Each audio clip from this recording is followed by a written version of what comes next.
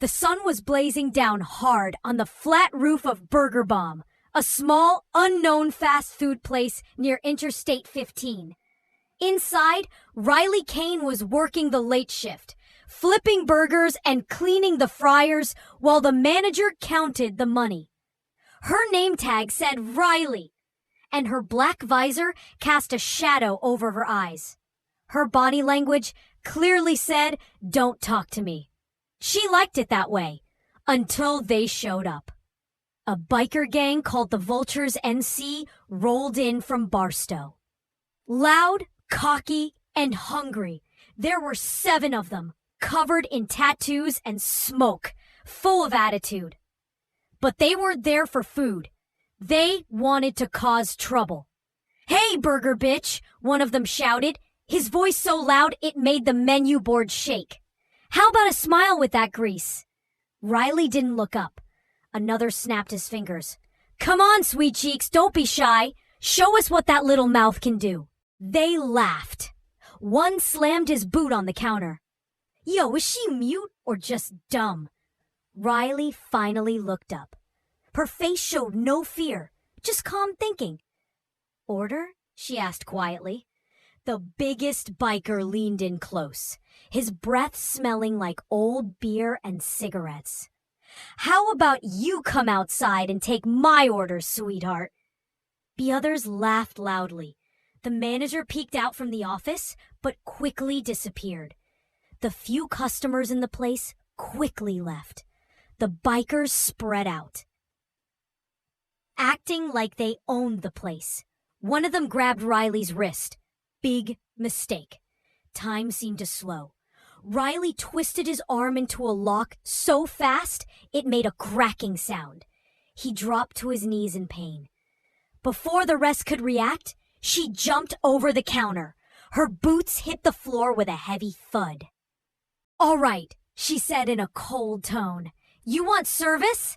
She stood in a new way, not like a fast food worker anymore, but like a soldier ready for a fight. What nobody knew was that Riley Kane wasn't just a cook. She had once been part of Delta Force, one of the U.S. Army's top special forces teams. She had done 13 tours and completed secret missions that no one talked about. She didn't just fight in wars, she ended them. Now she was about to end this. The next biker ran at her, swinging wildly. She ducked and slammed her elbow into his ribs, folding him over. Then she kicked another one, sending him crashing into a plastic table. 3 left. One reached under his vest, pulling a knife. "Dumb move!" Riley threw a ketchup bottle at his face. It exploded in red. While he was distracted, she rushed him and smashed his head into the soda machine. Ice flew everywhere. 2 more tried to back away. Too late. Riley grabbed a metal tray and used it like a shield, knocking the weapon from one and hitting the other in the jaw. Both dropped to the floor like wet laundry. Silence. All that was left was the sound of fries sizzling and groans from the beaten bikers. Riley calmly walked back behind the counter and hit the intercom. "Clean up on aisle everything." Later, while the cops were arresting the bruised and bloody bikers, one deputy asked, "Where'd you learn moves like that?" Riley wiped her hands on a napkin and said, "Used to be in customer service." As the red and blue lights faded and the last police car left, the Vultures MC wouldn't be bothering anyone for a long time. They were heading for jail, with broken pride and assault charges. Riley Kane stood alone under the glowing Burger Bomb sign. Her visor was off, and the desert breeze blew through her short hair. Her hands were scraped, her apron torn, but her heartbeat was steady. Just another night. Inside, the place was a mess. Tables knocked over, soda machine cracked, and ketchup on the floor like a murder scene. Riley started cleaning like nothing had happened. A soft voice broke the silence. You really staying after all that? It was Jordan, the night manager. He was only 22, wore round glasses, and loved true crime podcasts. He looked at her like she'd stepped out of one. Riley didn't look up. Job's not finished. Riley, you just beat up a whole biker gang.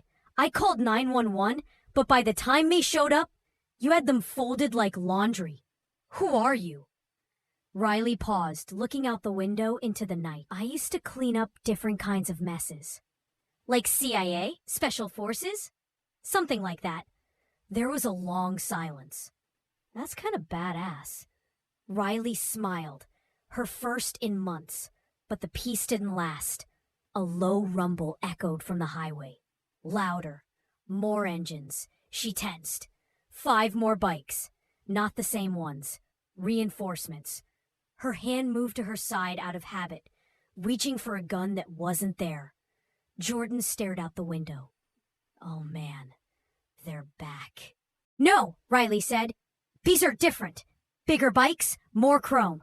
One had red paint with a vulture skull, marking the vice president of the gang. You got a back exit? She asked. Jordan nodded fast. Lock it. Get to your car. Drive south.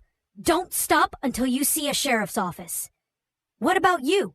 Riley picked up a metal broom handle. I've got another shift to cover. Outside, the new gang lined up their bikes. Calm, but threatening. The leader, Bone Mercer, was huge. Tattoos covered his arms like war paint. He looked at a bloody vest one of his men held. This the place? Yeah, some girl did it, said the biker. Bone frowned. She's not a girl. He stepped toward the restaurant. Inside, the lights suddenly went out. The only light was the flickering neon, open, sign. Bone stepped on broken glass and ice as he entered. Kane? Riley Kane? He grinned. You picked the wrong gang. We don't forget, and we don't leave witnesses. 5 more bikers followed him, weapons in hand.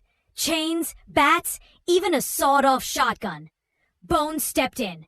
The door chimed. That was his first mistake. The second was going past the counter. Suddenly, boom! A flash of light and choking smoke filled the room. Riley had rigged a flashbang effect using bleach, ammonia, and the emergency strobe light. While they coughed and blinked, Riley dropped from the ceiling tiles, both feet slamming into a biker's back. He fell hard. She landed low, grabbed a metal tray, and smashed another biker in the face. A third tried to lift his shotgun. Too slow. She flung a hot fryer basket full of oil at him. He screamed.